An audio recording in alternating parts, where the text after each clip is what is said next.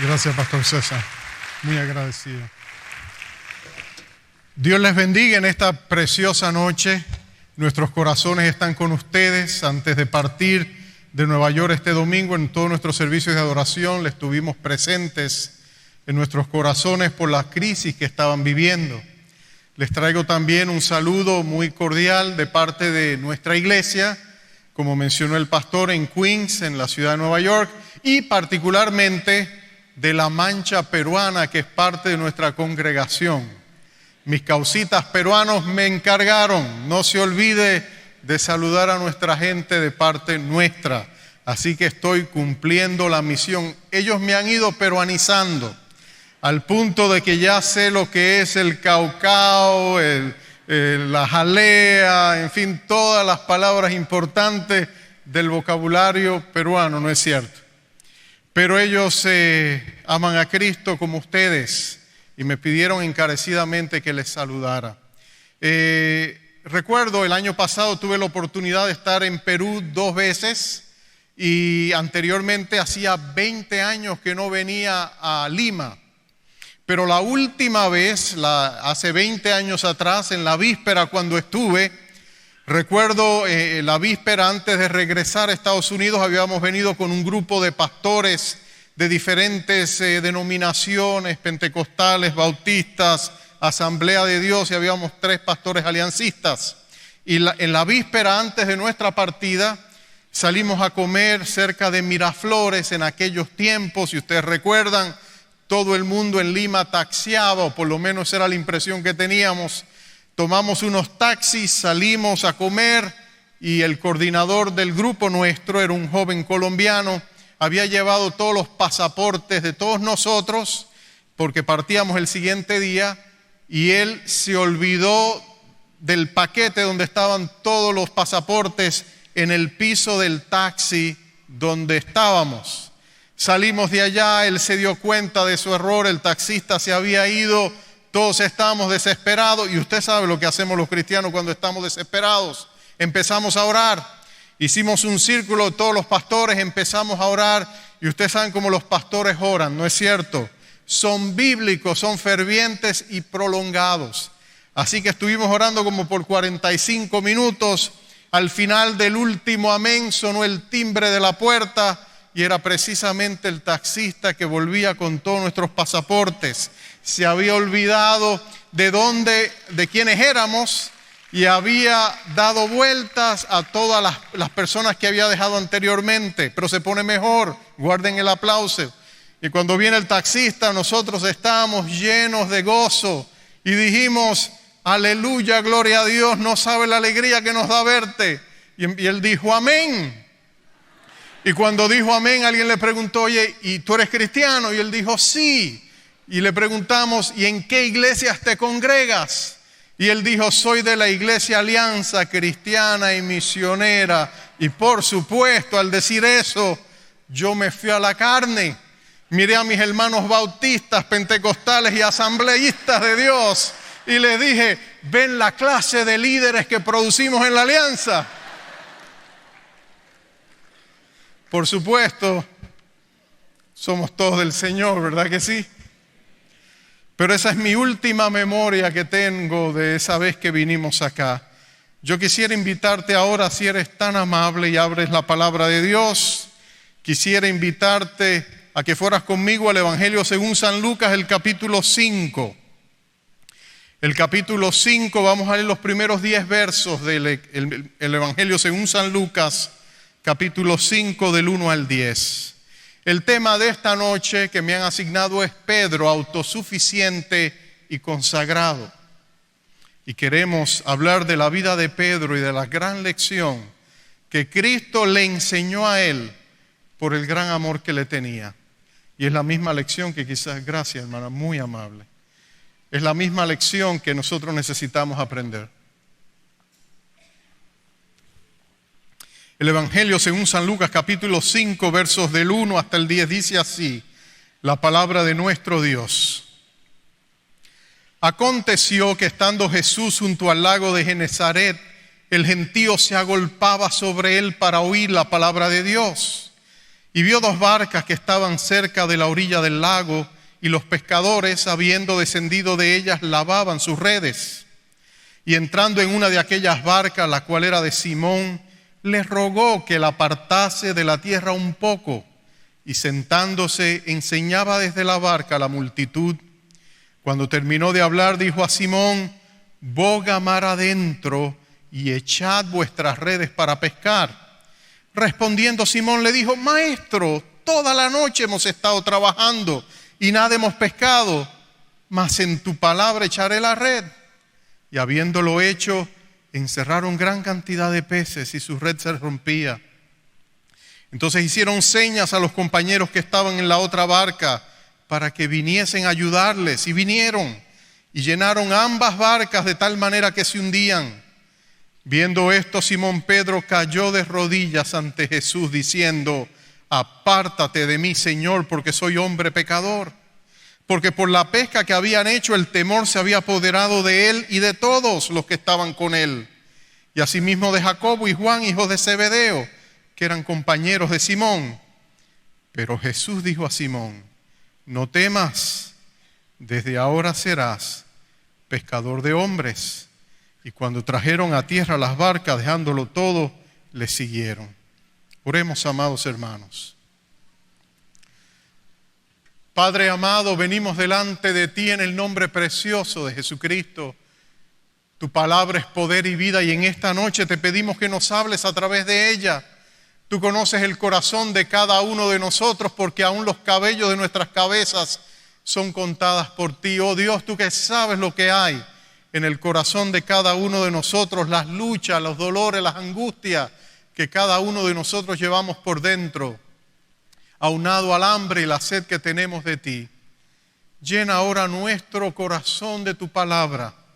Háblanos, Espíritu de Dios, y siembra en nosotros semillas de luz que germinen en un sacrificio y en una entrega absoluta, para que nosotros no solamente hagamos lo que podamos por ti, sino mejor aún, que seas tú quien lo hagas a través de nosotros y a pesar de nosotros, por el poder de Jesucristo.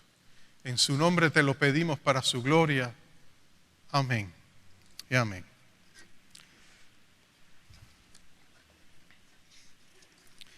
La palabra de Dios es tan consistente cuando dice que Dios te ama. De hecho, la palabra de Dios dice que Dios te ama como tú y yo jamás pudiéramos expresar en palabras. El amor de un Dios omnipotente, de un Dios soberano, de un Dios infinito, no se puede comparar al amor que nosotros podamos tener unos por otros. No se puede ni siquiera comparar al amor más perfecto que nosotros pudiéramos ver en nuestras madres. El amor de Dios es tal que Él nos dice que cuando Dios nos ama de la única manera que un Dios omnipotente y soberano puede amar. Él nos ama intensamente, infinitamente. Desde antes de la fundación del mundo, dice la palabra de Dios, ya Cristo te amaba y te conocía por nombre. Eso, por supuesto, es para nosotros un desafío entenderlo. Pero cuando estamos hablando de un Dios que es eterno, un Dios que está fuera de las esferas del tiempo y del espacio, un Dios que mira el pasado, el presente y el futuro, y por supuesto no está atado al tiempo. Solamente tratando de entender la mente de un Dios omnisciente, pudiéramos alcanzar a comprender el gran amor que Dios tiene por cada uno de nosotros. Dios nos dice, como les decía, que hasta los cabellos de nuestras cabezas están contadas. La Biblia nos dice, Moisés, hablando en Deuteronomio 27, que Él es nuestro refugio y que acá abajo están los brazos eternos. Y la imagen que Moisés estaba tratando de transmitir, siendo que él era un pastor de ovejas, era la imagen de los brazos del pastor que levantan a la oveja y la llevan cerca de su corazón. La Biblia nos dice que de tal manera Dios nos amó y nos ama, que no hay absolutamente manera de nosotros poderlo comprender, que aun cuando nosotros estábamos perdidos y muertos en delitos y pecados, el amor de Dios ya estaba con nosotros. De manera que cuando nosotros pensamos en ese amor divino, nos resulta paradójico que entonces la palabra de Dios nos diga que el Dios que nos ama con un amor tan sublime, tan eterno y tan inexplicable, nos quiera ver muertos. Y sin embargo, la palabra dice, y Jesús nos enseñó, que a menos que la semilla caiga en la tierra y muera, no puede dar el fruto que Dios desea tener en nuestras vidas. Jesucristo miró a todos sus discípulos y le dijo: todo aquel que quiera ser mi seguidor, que quiera ser mi discípulo, tiene que tomar su cruz diariamente, negarse a sí mismo, tomar su cruz y seguirme. El apóstol Pablo, escribiendo años después, miró a los cristianos de la iglesia de Galacia y les dijo: con Cristo estoy juntamente crucificado y ya no vivo yo, mas vive Cristo en mí. Y la vida que vivo en la carne la vivo en la fe del Hijo de Dios, el cual me amó y se entregó a sí mismo por mí. Es indispensable para todo aquel que quiera seguir a Cristo tener que lidiar con la asistencia a su propio funeral.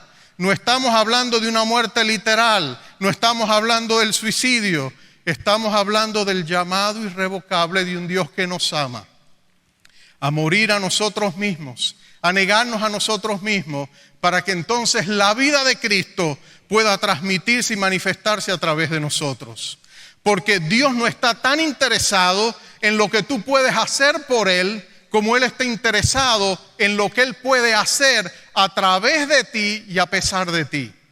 Porque cuando tú y yo podemos hacer lo que más podemos hacer, basado en nuestros talentos y en nuestras habilidades y en nuestras fortalezas, y las traemos ante el Señor y le decimos: úsanos, siempre estaremos limitados por esas mismas posibilidades humanas que tenemos, porque solo tenemos cierto grado de talento, cierto grado de habilidad, pero Dios lo que dice es que Él es el Dios que puede hacer más allá de lo que pedimos o entendemos, según el poder que Él ha puesto en nosotros.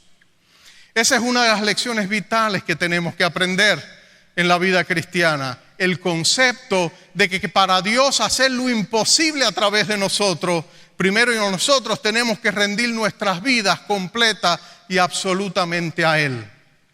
Porque si nosotros tratamos de servir a Dios solamente con nuestras posibilidades humanas, bueno, la palabra dice que dentro de nosotros no hay bueno que aproveche. Nuestra carne para nada sirve, es un tropiezo. Pablo en Efesios capítulo 4, en Efesios dice que el viejo hombre tenemos que desvestirnos de él porque está viciado. Como decía Calvino, Juan Calvino, él decía: dentro de nosotros hay un ser depravado que tiene que morir para que entonces Cristo nos dé vida y podamos hacer lo que Él quiere hacer. Hace años atrás escribió una novela un escritor norteamericano reconocido, su nombre era Joseph Conrad, y él escribió un libro que se llamaba El corazón de la oscuridad.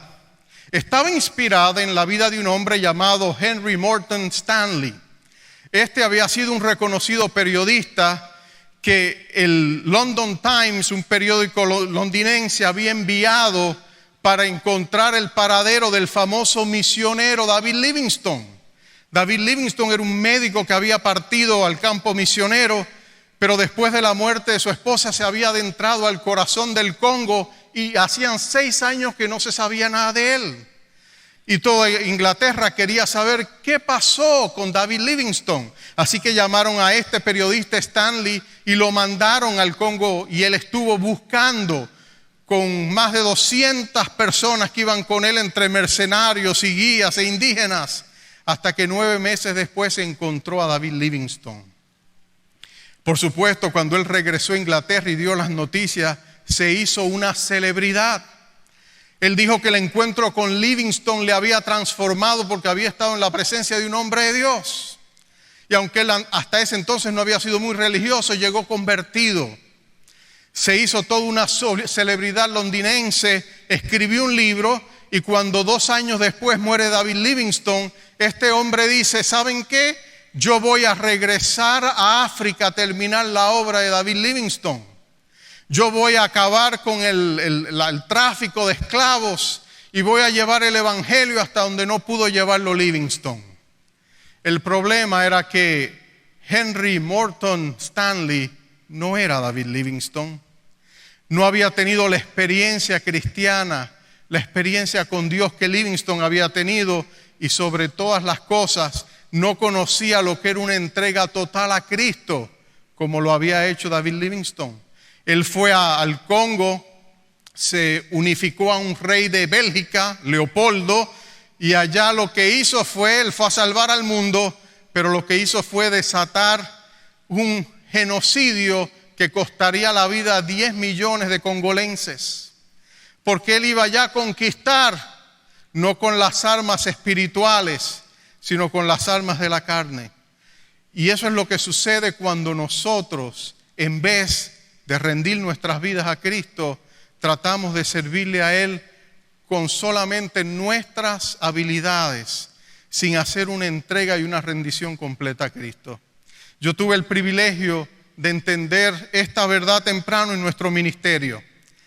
Yo era el pastor de jóvenes en la iglesia donde sirvo por 5 años, y nuestro pastor titular tuvo una caída moral, abandonó el ministerio, y la junta de ancianos de la iglesia me pidieron que yo estuviera al frente de la obra. Pero la caída de nuestro pastor había sido pública y había sido devastadora. Había impactado la iglesia de una manera terrible y la gente se estaba yendo. Cuando la junta de ancianos me pide que yo sea el pastor, mi primera reacción humana fue decir, no, gracias. Yo estaba muy contento siendo el pastor de jóvenes, nunca había ambicionado ser el pastor de la iglesia, no estaba interesado. Pero ellos dijeron, retírese, busque de Dios. Y entonces denos una respuesta. Y cuando yo busqué de Dios, Dios lo confirmó, me dijo, sí, yo quiero que tú lo hagas. Y mi excusa ante Dios era, Señor, pero me estás nombrando el capitán del Titanic después que nos pegamos con el témpano de hielo. La iglesia iba para abajo, la gente se estaba yendo y ahora tú quieres que yo sea el pastor. Déjenme decirle, amados hermanos, fueron 2 años difíciles. Muchas lágrimas, muchos desvelos, mucha tristeza. La iglesia parecía que se estaba secando. 2 años después Dios nos dio esperanza y Dios volvió a levantar la obra, comenzó a reverdecer y después comenzó a crecer y de pronto estaba creciendo más rápido de lo que nosotros estábamos listos. Yo recuerdo que no sabíamos qué hacer, no teníamos los mecanismos de asimilación necesarios y la gente seguían llegando, no teníamos dónde ponerlos. El trabajo era extenso, estábamos exhaustos. Yo recuerdo que en esos días fuimos de vacaciones a mi país y fui a ver a mi mentor. Él era el pastor que en mis primeros años me había estado guiando, me había enseñado tanto. Él se llamaba, algunos de ustedes le conocen, Carmelo Terranova. Y yo recuerdo que yo fui a ver a don Carmelo y le dije, don Carmelo, mire qué buen problema tenemos. Y don Carmelo me miró y me dijo, Osvaldo, yo sé exactamente lo que tú tienes que hacer. Tengo una solución para ti que va a encargarse de todos los problemas. Y yo decía dentro de mí, gracias Dios mío por don Carmelo. Él es un mago eclesiástico, es un genio de la iglesia, una solución para acabar con todos los problemas. Le dije, pastor Terranova, usted es mi salvación, dígame cuál es la solución. Él me dijo en su buen acento argentino, querido, tienes que renunciar. Tienes que dejar la iglesia. Y yo le dije, pastor, pero no es para tanto. Hace 2 años, encantado, pero ahora que las cosas se están poniendo interesantes, usted me pide que renuncie, pastor. No, de verdad no siento que es el tiempo. Él me dice, me estás malinterpretando. Tú tienes que ir delante del Señor y tienes que renunciar. Tú tienes que asistir a tu propio funeral. Tú tienes que decirle a Cristo, sabes que Cristo es tu iglesia, no es mi iglesia. Yo renuncio a ella. De ahora en adelante, tú serás el pastor y yo seré tu muchacho demandado. Tú me dirás qué yo tengo que hacer y yo sencillamente voy a buscarte hasta que tú me hables y me llenes de ti y de tu presencia. Y entonces saldré a hacer lo que tú quieres que yo haga. Pero me dijo, la clave del servicio cristiano, Osvaldo, me dijo, amado, es que tienes que morir a ti mismo para que Cristo pueda hacer lo que tú no puedes hacer. Y yo recuerdo que allí en su oficina, en su iglesia, nos arrodillamos. Y aunque me costó yo le dije a Cristo, Señor, aquí está mi vida, la rindo delante de ti. Ahora tú vas a hacer la obra a través de mí, a pesar de mí. Ese es el llamado de Dios para todos nosotros. Fue el llamado de Dios para el apóstol Pedro. El apóstol Pedro es el personaje más interesante de los evangelios después de nuestro Señor Jesucristo. De hecho, después de Jesús, Él es el personaje que corre con la trama. Él es el más importante, todo gira alrededor de Él. Nadie es citado más que Él, nadie hace las preguntas que Él hace. De hecho, nadie es nombrado antes que Él. En todas las listas de los apóstoles, Pedro aparece primero.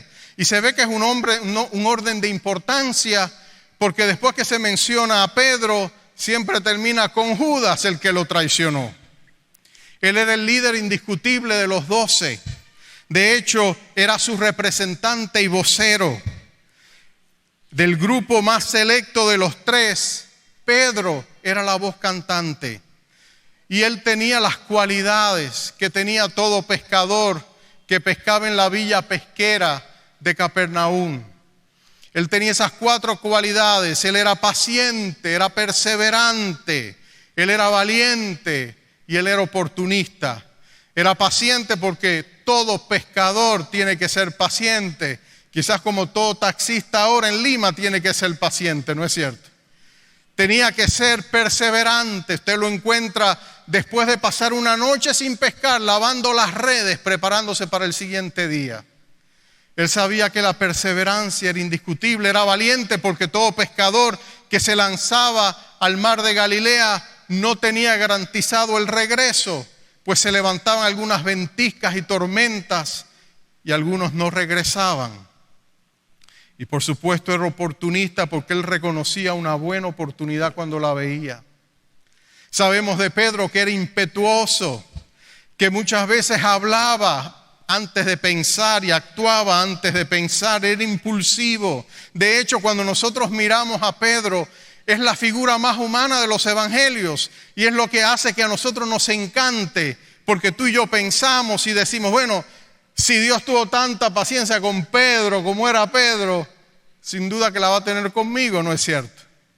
Pedro era un hombre malhumorado muchas veces. Sabemos que era capaz de hablar malas palabras porque el viejo hombre vuelve y se le levanta la última noche cuando estaba ya tratando de esconder su identidad y todos le señalaban y la palabra dice que él habló palabras malas. Él era el típico pescador, pero Pedro tenía también muy buenas cualidades. Él llegó a amar a Cristo con total devoción. Él lo dejó todo por Jesús. Él dejó su trabajo, puso en pausa a su familia para seguir a Jesús. Él absolutamente amaba a Jesús. Recordamos su primer encuentro que acabamos de leer. Pedro ha pasado toda la noche pescando y no ha pescado nada. Cuando se aparece Jesús a la ribera de aquel lago y le dice, préstame la barca. Pedro estaba listo para irse a dormir, pero él se detiene. Allí está Jesús.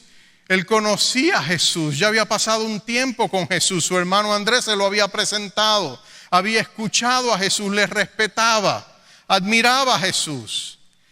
Así que él le dice, toma la barca, está bien. Y Jesús empieza a enseñar, termina la enseñanza y le dice, Pedro, boga mar adentro, vamos a pescar otra vez. Y Pedro está exhausto, malhumorado, pero ¿cómo le va a decir eso a Jesús? Lo que le dice es, Señor, tú sabes, no vamos a pescar nada. Tú eres carpintero, yo soy pescador, yo sé de lo que estoy hablando, pero por respeto y reverencia a quien tú eres, maestro, vamos a lanzarlo. Y entonces tú ves lo que sucede. Se lanzan al mar y de pronto la pesca es tan abundante que las redes se parten. Pedro sabe que ha tenido un encuentro sobrenatural, que esto no es una coincidencia, esto ha sido un portento, un milagro de Dios.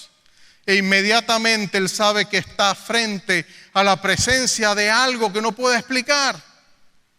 Y Pedro cae postrado delante de Jesús y le dice aquella advertencia que cala profundo en su corazón. Le dice, Señor, apártate de mí, soy hombre pecador.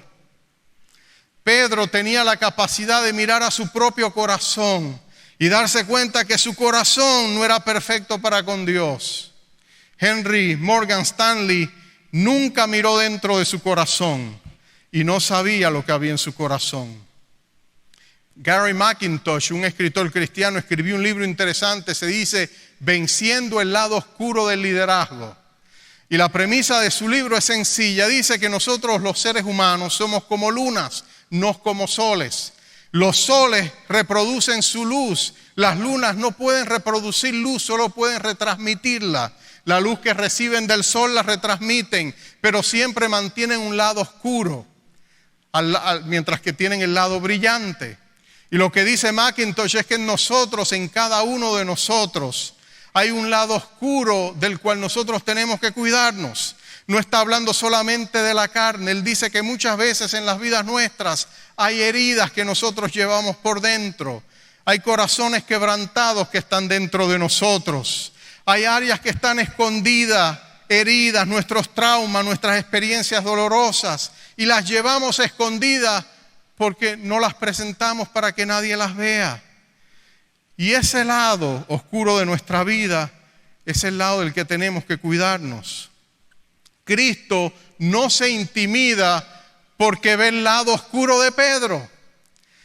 Pedro le dice, apártate de mí. Jesús le dice, nunca. Siempre estaré contigo, te voy a ayudar. Voy a transformarte, voy a cambiarte. Voy a hacerte un nuevo hombre. Voy a hacer de ti un pescador de hombres. Y es que en la vida cristiana y en el liderazgo cristiano, nosotros nos movemos como en los dos rieles de un tren. Me imagino que aquí ustedes también tienen trenes, en Nueva York tenemos trenes, todos se mueven sobre dos rieles, ¿no es cierto? Y en la vida cristiana, uno de esos rieles en el liderazgo cristiano es la formación de nuestro carácter, la transformación de nuestro ser, y el otro riel es la adquisición de destrezas y talentos que Dios nos ha dado para que le sirvamos. Dios tiene que trabajar en nosotros y en la formación de nuestro carácter antes de trabajar a través de nosotros y hacer la obra que Él quiere hacer. Pedro amaba a Cristo, Cristo lo toma como uno de sus discípulos y empieza un proceso de transformación en su vida. Él lo va a cambiar, lo va a transformar. Pedro era un hombre sumamente capaz y Cristo tiene que obrar en él y trabajar en él.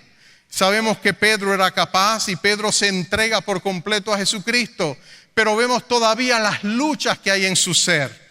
Hay una competencia malsana entre los discípulos, siempre preguntándose cuál de ellos es el más importante, el más influyente, el líder de todos. Y tú puedes tener por seguro que allí estaba Pedro en medio de la discusión. Pero no solamente eso, Pedro se entrega y sirve. Él era indiscutiblemente el líder del grupo. Pero nota esto, a medida él sigue avanzando, más se llena él de ese sentido de autosuficiencia y de arrogancia. Hay una arrogancia que percibimos en Pedro. Hay un sentido de que es el único en la Escritura que se pone a veces hasta a contradecir al Señor. De hecho, hay una escena del Evangelio clásica, ese al final del ministerio.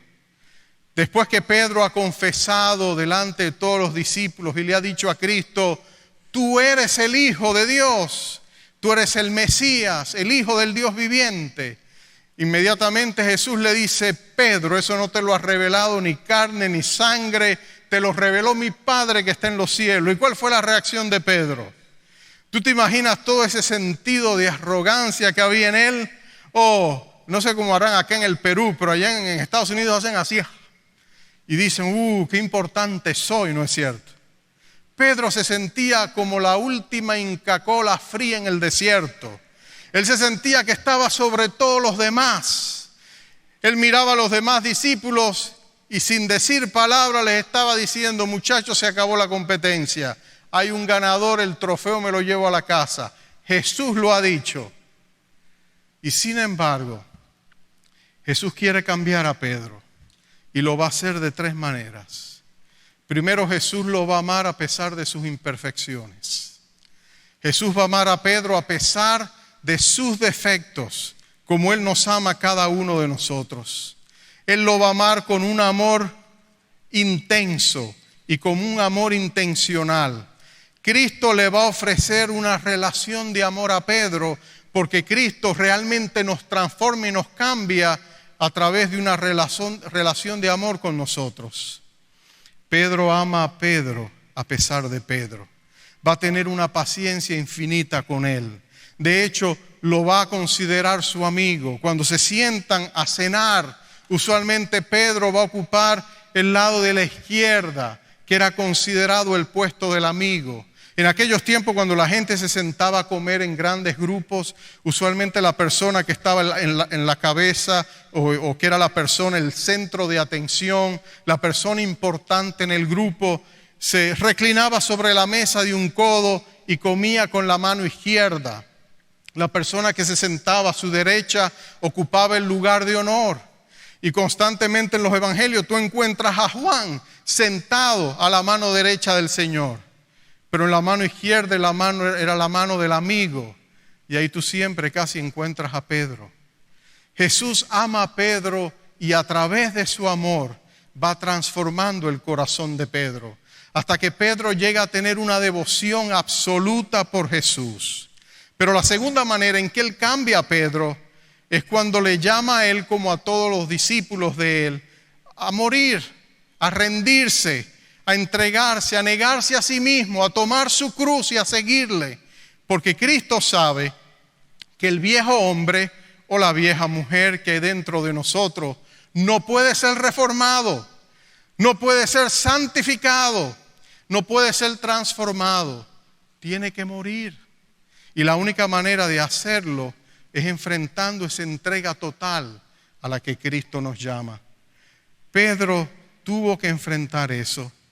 Jesús les había dicho: de cierto os digo que si el grano de trigo no cae en la tierra y muere, queda solo, pero si muere, lleva mucho fruto. Y ahora Pedro va a tener que enfrentar la realidad de que tiene que morir. Jesús lo va a preparar. Amorosamente, en un solo día, Jesús va a quitarle a Pedro todo el sentido de autosuficiencia que él tenía. Va a ser el peor día de la vida de Pedro, pero va a ser también el mejor día de la vida de Pedro. Fue el día en que Jesús, la víspera antes de su arresto, Jesús mandaría a Pedro, así empieza la mañana, él manda a Pedro para que haga los preparativos para la cena.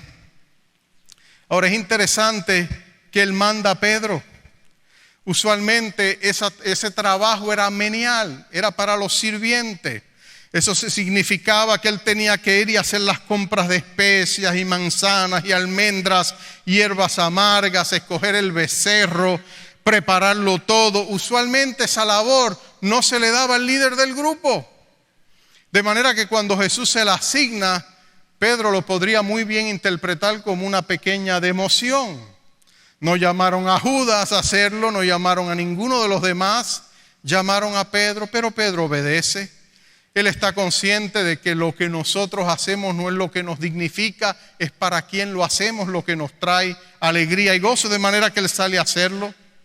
Y cuando él sale a hacerlo, prepara todo, trabaja arduamente durante todo el día, llegan a la hora de la cena y Pedro descubre de que su sitial de honor a la mano derecha de Jesús, en lo que sería la noche más importante de todas las reuniones con los discípulos, cuando Jesús instituiría en la cena el nuevo pacto con su pueblo, él ha perdido su puesto. Jesús ha sentado a Judas al lado de él. Pedro no entiende todo lo que está pasando, pero sin duda que tiene que haberle golpeado. Primero me mandan a hacer el trabajo más servil, ahora pierdo mi puesto. ¿Qué está pasando aquí? Como si fuera poco, después de un tiempo de cenar, Jesús se levanta, va a una esquina del recinto, toma un lebrillo y de pronto lo trae, lo llena de agua, un recipiente lo llena de agua, toma una toalla y empieza a lavarle los pies a los discípulos. Cuando llega Pedro, Pedro se resiste, porque la autosuficiencia de Pedro no puede entender la humildad de Jesús. Él es el líder de todo, ¿cómo vas a aceptar esa posición de sirviente? Y Pedro se resiste y le dice: no lavarás mis pies. Pero Jesús entonces le dice las palabras más dolientes que Pedro podía escuchar. si no permites que lo haga, no vas a tener parte conmigo.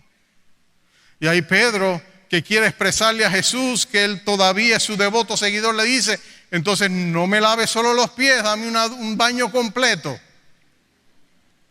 Pero Jesús le dice que no es necesario. Más adelante Jesús le va a decir en la cena palabras también que lo van a poner a pensar. Le va a decir a Simón, le va a decir, Pedro, mira, el diablo ha pedido zarandearte como trigo, mas yo he orado para que después, cuando regreses, fortalezcas a tus hermanos. Y Pedro reacciona en su autosuficiencia, le dice a Dios, ¿sabe qué, Señor? Todos los demás podrían abandonarte, yo jamás te abandonaré, yo jamás te fallaré. Y ahí Jesús le dice las palabras que van a calar todavía más profundo en él. Le va a decir, Pedro, antes de que el gallo cante 2 veces, tú me habrás negado 3. Pero la noche no termina todavía para Pedro. Más adelante, cuando está en el jardín de Getsemaní y viene la turba a arrestar a Jesús, Pedro toma una espada y le corta la oreja a Malcus, el sirviente del sumo sacerdote. Y la única razón por que le tumbó la oreja es porque él se movió, porque él estaba tirándole al cuello, ¿no? Pero nota esto. Jesús le dice a Pedro, todo aquel que vive por la espada morirá por la espada. Jesús ha ido desarmando a Pedro, le ha quitado todos sus puntos fuertes, le ha demostrado a Pedro que todo lo que él tiene que ofrecer, todo lo que es razón de su confianza, sus habilidades, sus capacidades, su devoción a Cristo en su propia carne. Jesús le ha demostrado, Pedro, sencillamente eso no es suficiente para tú poder hacer la obra que yo quiero que tú hagas. Todo eso lo tienes que entregar, lo tienes que rendir. Me imagino que Pedro quizás pensaría, Señor, pero si entrego todos mis puntos fuertes, solo me quedo con mis debilidades. ¿Y para qué te sirvo con mis debilidades?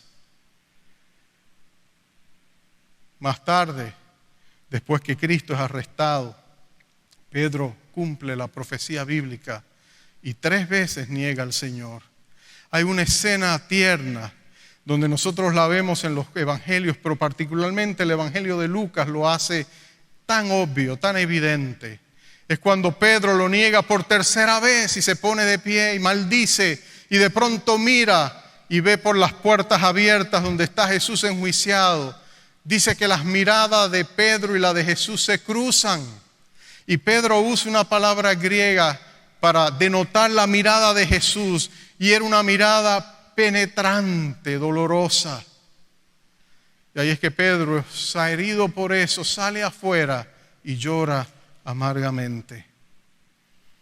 Acabamos de ver los escombros de su arrogancia. Jesús ha desmantelado a Pedro. Ha removido de Pedro todos sus puntos fuertes, todas sus habilidades, todo lo que él pensaba que podía ofrecer y que lo hacía el líder indiscutible del grupo. Jesús lo ha deshecho. Martín Lutero decía, hasta que un hombre no sea nada, Dios no puede hacer nada con él. ¿Escuchaste? Hasta que un hombre no sea nada, Dios no puede hacer nada con él. Tomás A. Kempis dijo, cuanto más un hombre comience a morir a sí mismo, más podrá comenzar a ser por Dios.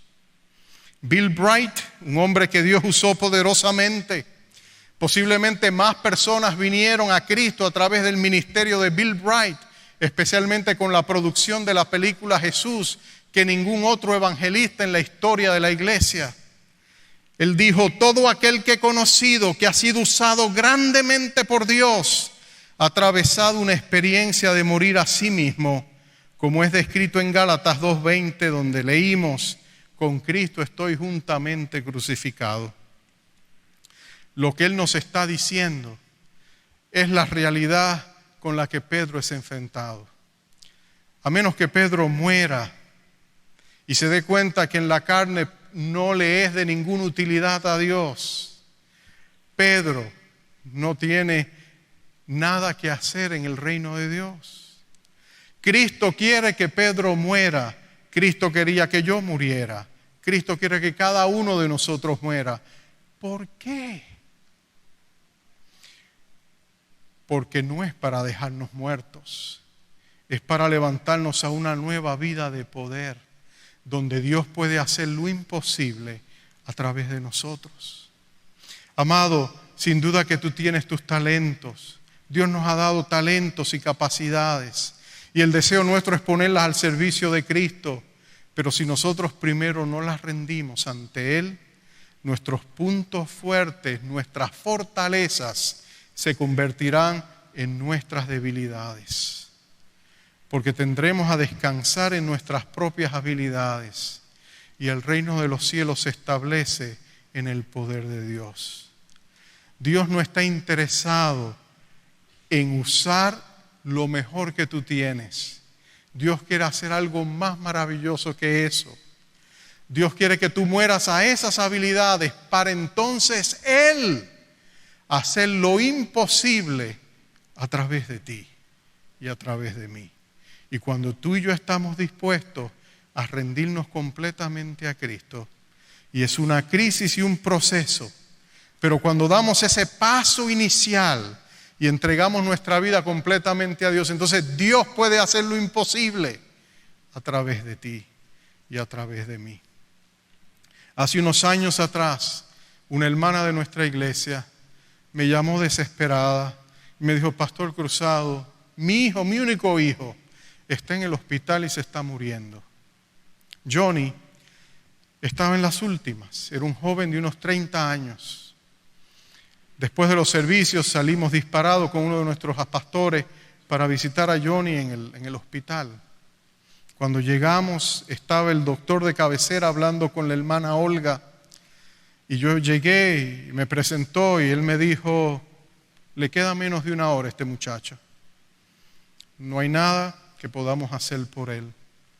Lo tenían en cuidado intensivo, me hicieron poner guantes y careta y vestirme todo como una armadura para ir a entrarlo a ver. Cuando yo lo miré, dije: este chico es verdad, no tiene esperanza. Estaba completamente maciado, estaba totalmente acabado. Sus ojos estaban, casi no se podían ver desde las cuencas de sus ojos. Recuerdo que yo me acerqué a él y dije: Señor, yo tengo un solo trabajo: prepararlo para despacharlo, ¿no? Asegurarme que te conoce a ti, para que entonces conozca y al umbral de la eternidad donde estaba, que puede ir al cielo. Y en ese mismo momento yo escuché la voz de Dios. Fue como un disparo, como un rayo a mi corazón. Yo escuché esta impresión de la voz de Dios que me dijo: si lo miras a Él no tiene esperanza, pero si me miras a mí, todo es posible para el que cree.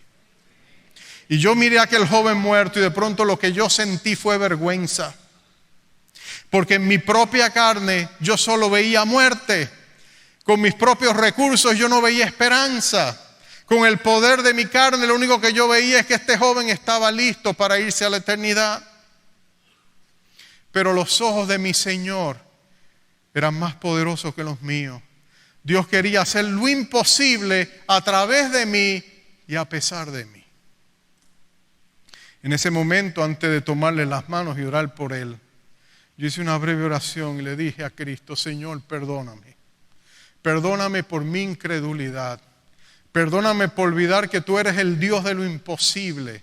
Perdona por mi carne que siempre se interpone, oh Dios. Y le dije: Cristo, por favor, perdóname y no detengas lo que quieres hacer por razón de mí. Tomé las manos de Johnny, empecé a hablarle palabras de fe.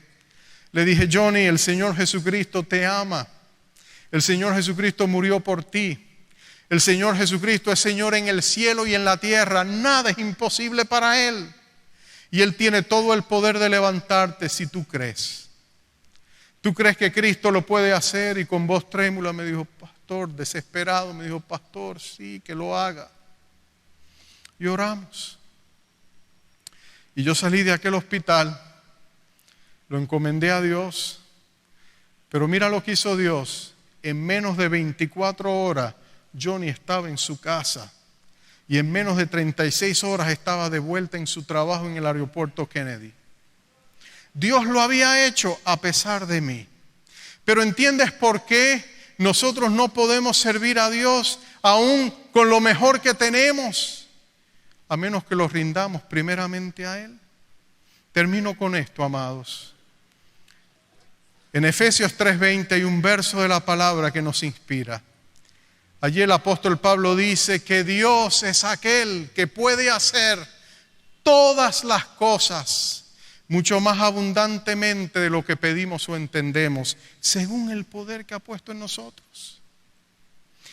Si tú vas al capítulo 1 del libro de Efesios, cuando él hace su primera oración, Pedro pide que Dios abra a la mente y el corazón de los hermanos efesios, que le deje espíritu de sabiduría y revelación en el conocimiento de Dios, para que conozcamos tres cosas: la esperanza a la que Dios nos ha llamado, la riqueza de los santos en la luz y la herencia que tenemos en Cristo, y la tercera es que podamos experimentar la supereminente grandeza de su poder para nosotros los que creemos. Pero tú y yo tenemos que hacernos una pregunta. Si Dios está tan interesado en mostrarnos su grandeza y su poder a través de nosotros para hacer lo imposible en el reino de los cielos, ¿por qué es que no lo vemos tan frecuentemente como quisiéramos? Y yo aventuro esta respuesta, porque la mayor parte del tiempo nosotros queremos ver el poder de Dios manifestado en nuestras fortalezas, en nuestros puntos fuertes, donde nosotros podemos hacerlo. Pero Pablo en 1 Corintios 12 nos dice que el secreto de la manifestación del poder de Dios no son nuestros puntos fuertes, sino nuestras debilidades. Porque el poder de Dios se manifiesta y se perfecciona en nuestras debilidades. Dios no está interesado en nuestros puntos fuertes. Dios nos invita y nos dice: tráiganme vuestras debilidades, porque en sus debilidades que yo quiero demostrar mi poder.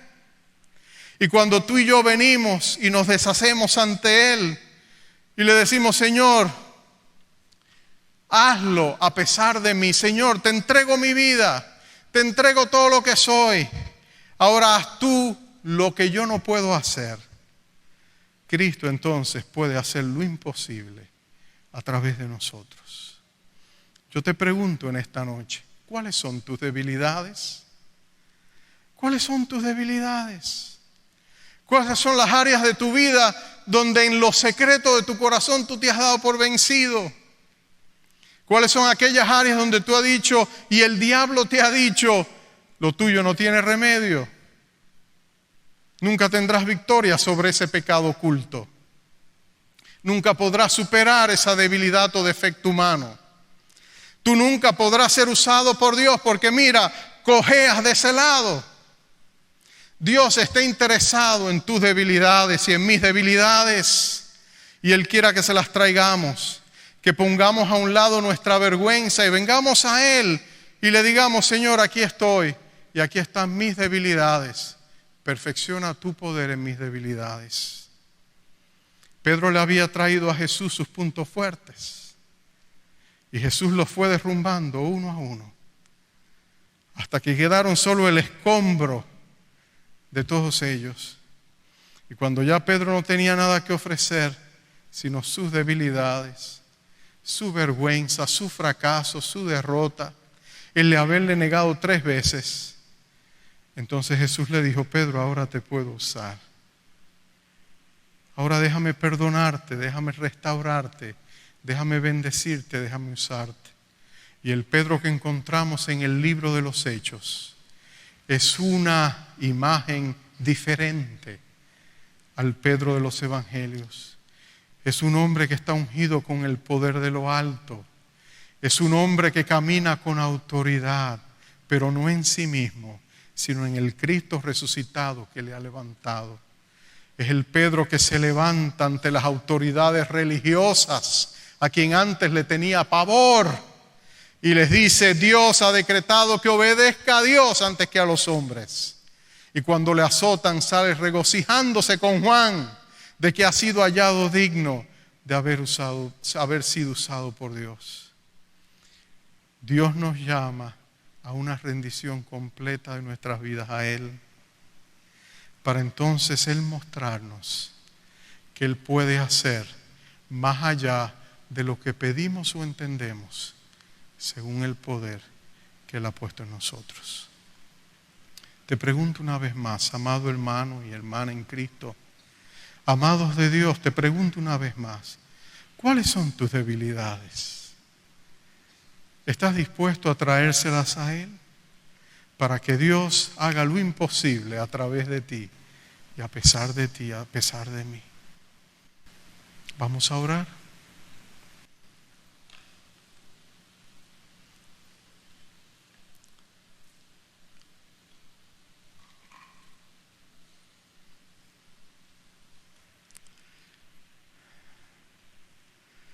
Siempre hemos escuchado que Dios no busca gente capaz. Él no llama a gente capaz. Él capacita a los llamados.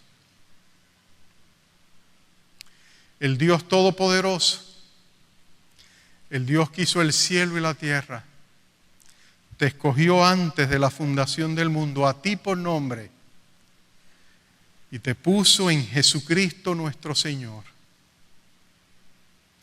Él te ha revestido de misericordia. Él ha derramado sobre ti su amor.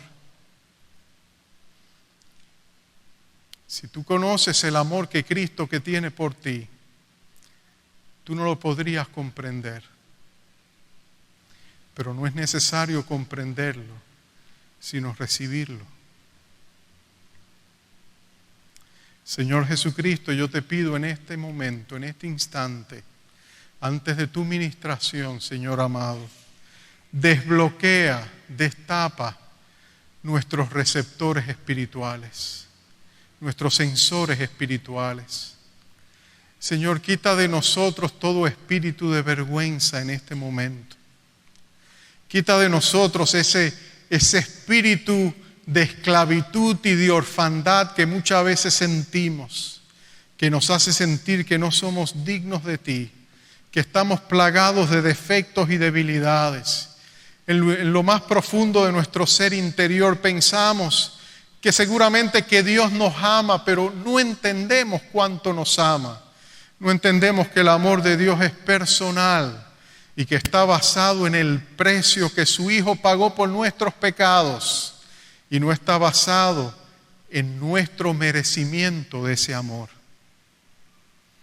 Padre amado, yo te pido en este instante, por medio de tu Espíritu Santo, destapa nuestros receptores espirituales para nosotros poder recibir ese amor tuyo que es más grande de lo que nosotros podemos expresar.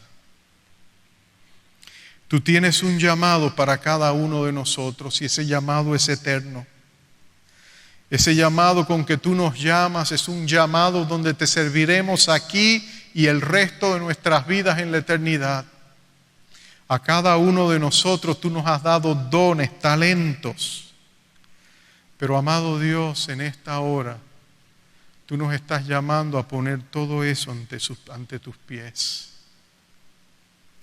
Porque no es nuestros talentos y nuestras habilidades, no es nuestras capacidades humanas usadas en la carne y en nuestras propias fuerzas que tú quieres usar. Tú nos llamas a morir, a negarnos a nosotros mismos, a hacer una entrega total a ti, a presentar nuestros cuerpos como un sacrificio vivo, santo, agradable a ti. Y yo te pido que prepares nuestros corazones en esta hora. Espíritu de Dios, háblanos tú, no yo, tú, a cada corazón que está aquí presente, para que ellos entiendan cuán preciosos son para ti y cuán elevado y gloriosa es la vocación del llamado de cada uno de nosotros. Y que habiéndolo entendido así, podamos rendirlo delante de ti. Ahora, hermano, yo te pido, hermana, yo te pido en el amor de Cristo, a que rindas tu vida delante de Dios y le digas a Dios: Señor, aquí está mi vida, te traigo mis debilidades para que tú perfecciones tu poder a pesar de mí, a través de mí. Y yo te voy a invitar, no tenemos un altar donde todos podamos venir, pero si tú estás respondiendo al llamado que Dios te está haciendo, yo te voy a pedir que te pongas de pie y le digas al Señor Jesucristo: Señor Jesucristo, yo quiero amarte, quiero servirte, quiero rendirme completamente a ti. Quiero traer delante de ti mis debilidades, lo que el diablo me ha dicho que tú no puedes cambiar y que yo no puedo cambiar. Yo quiero traerte mi timidez, yo quiero traerte mis luchas, yo quiero traerte, Señor, el dolor y las heridas que llevo por dentro, porque el diablo me ha dicho que tú no me puedes usar porque mi corazón está quebrantado o ha sido lastimado. Los que hemos sido víctimas del abuso, lo traemos delante de Dios y le decimos: Dios, tú eres aquel que puedes hacer más allá de lo que pedimos o entendemos, según el poder que ya está dentro de nosotros. Perfecciona ese poder a través de nuestras debilidades. Toma unos momentos, habla con tu Dios, Él está aquí. Su presencia manifiesta está en este lugar. El Espíritu de Dios mora dentro de ti. Él conoce todos tus pensamientos. Dios es omnisciente. Él sabe lo que está en tu corazón. Y en este momento el Señor quiere ministrarte. Quiere hablar a tu corazón. Quiere infundir esperanza, fortaleza, nuevos bríos. La lucha más grande que tú y yo tenemos no es muchas veces contra el diablo ni contra el mundo. Es con el pequeño gigante que llevamos dentro. Nuestra carne, nuestro viejo hombre o la vieja mujer, que tiene que estar juntamente crucificado con Cristo. Dile al Señor Jesucristo: Señor, aquí está, lo rindo delante de ti. Lo presento delante de ti, amado Jesús. Yo quiero amarte a ti sobre todas las cosas. No quiero tener segundos amores. Quiero ser como David, hombre de una sola cosa. Quiero que tú estés en el centro de mi corazón, Señor Jesús. Yo quiero traer a ti todo lo que soy y recibir ese amor poderoso que tú tienes por mí. Tú me amas con el amor de unos padres que miran a su bebé en la cuna. Ellos se deleitan en esa criatura, Señor, y todavía no tiene un título universitario, no ha anotado su primer gol, no ha sacado buenas calificaciones en la escuela, pero ellos no tienen razón para ser amados excepto que el amor está en el corazón de sus padres. Y tú, Padre amado, tienes ese mismo amor por nosotros. No nos amas por lo que hacemos, nos amas por lo que tu Hijo amado hizo para presentarnos delante de ti. Padre, permite que tú nos fortalezcas en nuestra persona interior por tu Espíritu, para que Cristo habite por la fe en nuestros corazones y podamos conocer la anchura, la longitud, la profundidad y la altura del amor de Cristo por cada uno de nosotros en este instante. Arrópanos con tu amor, amado Dios, y déjanos saber que somos aceptos en el amado. Padre, hemos rendido nuestras vidas delante de ti. Ahora levántanos a una nueva vida llena de posibilidades espirituales.